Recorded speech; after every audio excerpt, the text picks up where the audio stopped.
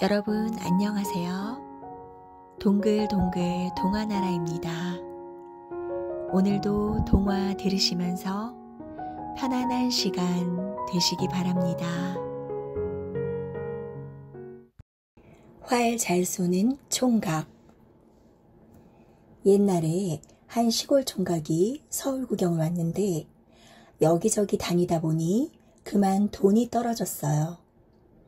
총각은 고향으로 돌아가려 했지만 남은 돈이 별로 없어 걱정이 되었죠. 총각은 이국리 저국리 하다가 좋은 생각이 떠올랐어요. 화살을 사서 자기 이름을 새기고 꿩도 한 마리 구했죠. 총각은 두리번거리며 길을 가다가 정승이 친구들과 장기를 두는 걸 보았어요. 총각은 꿩 가슴에 화살을 박아 정자 옆에 툭 던져 놓았어요. 아니, 이게 웬 꿩인가? 놀란 정승은 꿩을 주워들었지요. 누군지 활솜씨가 보통이 아니야. 가슴 한가운데 활촉이 딱 박힌 걸 보게. 정승은 하인들에게 화살 주인을 찾아오라 일렀어요. 내가 그 사람인데 왜 찾소? 활 쏜 사람을 찾는 하인들 앞에 총각이 청 나타났어요. 하인들은 얼른 총각을 정승에게 데려갔죠. 그대가 이 꿩을 잡았소? 정승이 묻자 총각이 시침을 뚝 떼고 대답했어요.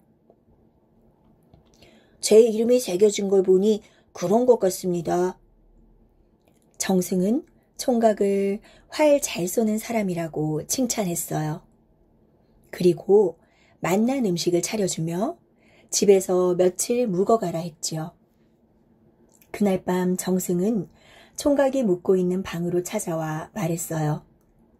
이상한 부엉이가 밤에 나무 위에 와서 부엉부엉 울고 가면 다음날 집안 사람 하나가 죽어버린다는 거예요. 정승은 부엉이만 잡아주면 총각을 사위로 삼겠다고 약속했어요.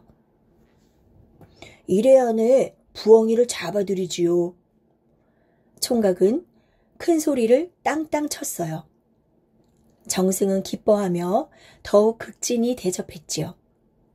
총각이 맛난 음식을 먹으며 빈둥빈둥 놀다 보니 어느새 약속한 날짜가 다가왔지요. 깜깜한 밤이 되자 정승네 식구들은 부엉이가 무서워 방에 꼭꼭 숨었어요. 총각은 뒤뜰로 나가 옷을 벗고는 온몸에 검댕을 칠했어요. 그리고 조심조심 나무 위로 올라가 자리를 잡고 두 팔을 벌렸지요. 푸드덕 푸드덕 부엉이가 날아오는 소리가 들리자 총각은 팔뚝에 힘을 딱 주었어요. 부엉이는 거무스레한 팔뚝이 나뭇가지인 줄 알고 푸드덕거리며 앉았어요. 그 순간 총각은 얼른 부엉이의 목을 꽉 잡았어요. 부엉이는 컥 소리도 못 내고 죽고 말았어요. 총각은 화살을 부엉이 가슴에 박고는 땅으로 툭 던져 놓았지요. 그런 다음 검댕을 닦아내고 방으로 가서 쿨쿨 잠을 잤어요. 밤새 걱정하던 정승은 해 뜨자마자 총각을 찾아왔어요. 아니, 부엉이는 안 잡고 여태 자고 있는가? 총각은 부스스 일어나 말했어요. 나무 아래 어딘가에 부엉이가 떨어져 있을 겁니다. 그 말을 듣고 하인들이 마당을 샅샅이 뒤져보았죠. 대감마님, 여기 있습니다. 정말 부엉이가 죽어 있습니다. 정승네 식구들은 모두 기뻐했지요. 정승은 약속대로 총각을 딸과 혼인시켜 주겠다고 했어요. 혼례를 치르는 날 아침이 밝았어요. 많은 손님이 새신랑을 보려고 몰려왔어요. 손님들은 새신랑의 활 솜씨가 정말 궁금했지요. 자네, 저기 사날의 비둘기도 활로 쏘아 맞힐 수 있겠나? 그 정도야 식은 죽 먹기겠지.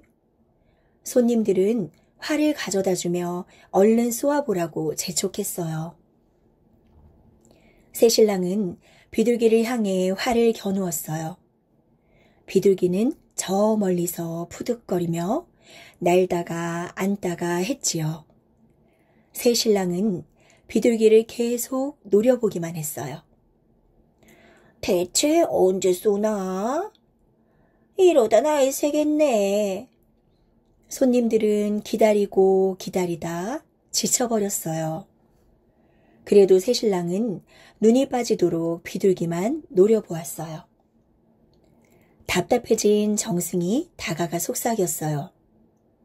이제 그만 쏘지 그러나. 그러다 정승이 실수로 새신랑 팔꿈치를 살짝 건드린 거예요. 그 바람에 화살이 휙 날아가 버렸어요. 화살이 비둘기 5마리를 차례로 퍼벅퍼벅 맞췄답니다. 손님들은 한 화살에 비둘기 5마리가 꽂힌 걸 보고 입을 떡 벌렸지요. 에이, 내가 다시는 활을 쏘나봐라. 새신랑은 벌컥 화를 내며 활을 부러뜨렸어요. 아니, 왜 그러나? 깜짝 놀란 정승이 물었지요.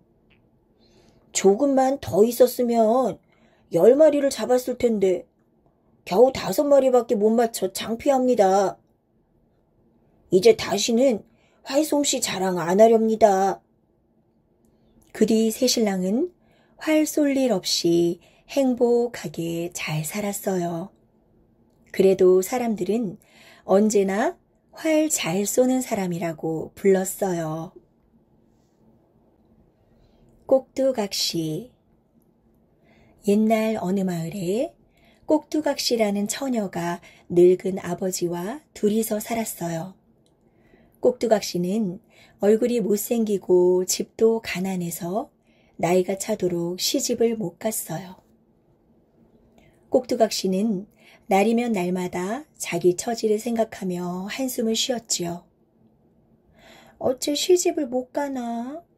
나는 키가 작으니 옷감이 적게 들 거고, 발이 크니 바람이 불어도 안 넘어질 거고, 손가락이 짧으니 아주 부지런할 텐데, 입이 뾰족하니 불도 잘 불 거고, 코가 넓적하니 잘 살 거고, 귀는 쪽박기라 복도 많을 텐데, 흠 잡을 곳 없고 나무랄 데 없는데 어째 시집을 못 가나?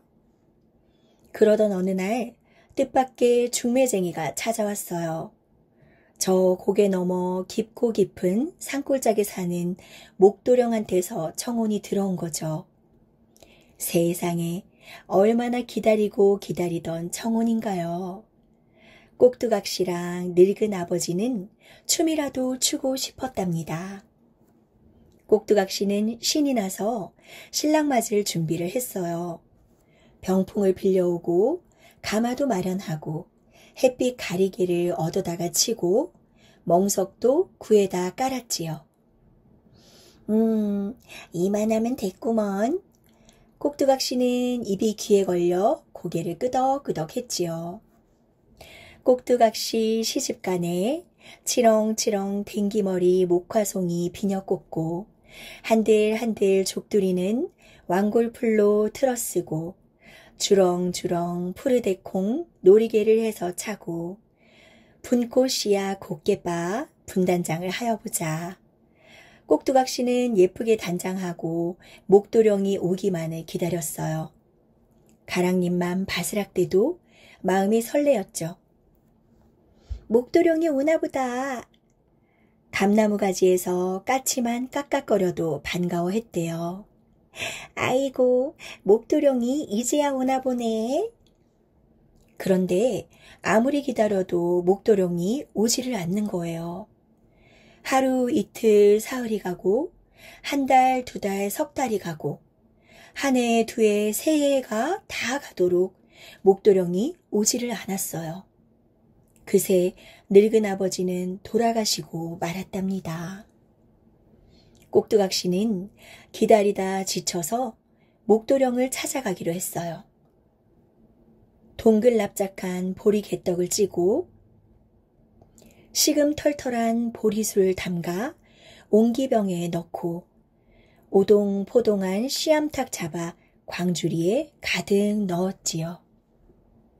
드디어 꼭두각시가 집을 나섰어요. 귓결에 들은 목도령네의 집을 찾아 먼 길을 떠난 거지요. 한 고개 넘어 두 고개, 두 고개 넘어 세 고개, 높고 높은 고개를 오르락 내리락 무거운 광주리를 이고도 사뿐사뿐 걷고 또 걸었어요. 그런데 가고 또 가고 아무리 가도 목도령네 집이 보이지 않았어요. 어둑어둑 해도 저물었는데 말이죠. 목도령은 어디 숨어서 이리 안 보이나? 꼭두각시가 혼잣말을 하며 쉬고 있는데 저 멀리서 불빛이 반짝거렸어요. 옳지. 저 집에 가서 물어보면 알 수 있겠지. 꼭두각시는 아픈 다리를 질질 끌면서 불빛만 보고 걸어갔어요. 얼마를 가니까 다 쓰러져가는 오두막집 한 채가 나오는 거예요. 저 혹시 목도령네 집을 아시는지요? 여기가 목도령네 집인데 뉘시오. 꼭두각시는 노인에게 얼른 절을 올렸어요. 저는 꼭두각시라고 합니다.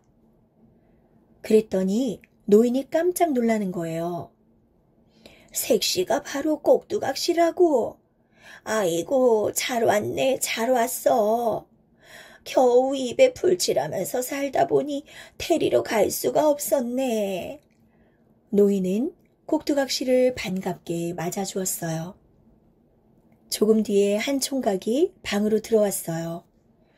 꼭두각시가 찬찬히 살펴보니 오른팔은 꼬부라져 펴지 못하고 왼다리는 걸을 때마다 기우뚱대는 절름발이었어요. 바로 꼭두각시 신랑 될 목도령이었지요. 꼭두각시는 눈을 등잔만 하게 떴어요. 오래도록 기다리다 찾아온 신랑이 저런 모습이니 놀랄만도 하지요. 그런데 한편으로는 목도령이 참 안쓰러웠어요. 팔다리가 불편하기는 해도 둘이 힘을 합해 열심히 일하면 잘 살 수 있겠다 싶었지요. 꼭두각시는 광주리에 이고 온 보리개떡이랑 보리술이랑 씨암탉을 차려놓고 목도령과 혼례를 올렸답니다. 꼭두각시는 날마다 부지런히 일을 했어요. 목도령과 함께 밭일도 열심히 하고 바느질과 빨래를 척척 해내며 손발이 닳도록 바지런을 떨었지요. 그러고는 한밤중에 일어나서 뒷동산에 올라가 깨끗한 물을 떠놓고 정성을 다해 빌었지요. 비나이다, 비나이다. 우리 집에 복을 내리시어 잘 살게 해주십시오. 그랬더니 100일째 되는 날 그 자리에 번쩍번쩍 빛이 나는 황금 수탉 한 마리가 놓여있지 뭐예요. 신령님이 내려주신 복이로구나. 꼭두각시는 황금 수탉을 소중히 안고 집으로 돌아왔어요. 그런데 자세히 살펴보니 날개 밑에 가위가 달려있는 것이 아니겠어요? 꼭두각시는 가위로 날개를 조금 베어내 봤지요. 세상에, 베어낸 자리에서 날개가 다시 돋아나지 뭐예요? 황금 수탉은 아무리 베어내도 닳아 없어지지 않는 보물이었던 거예요. 꼭두각시와 목도령은 날개를 조금씩 베어 내다 팔아 부자가 되었어요. 그리고 아무 걱정 없이 아들, 딸 줄줄이 낳고 알콩달콩 행복하게 살았답니다.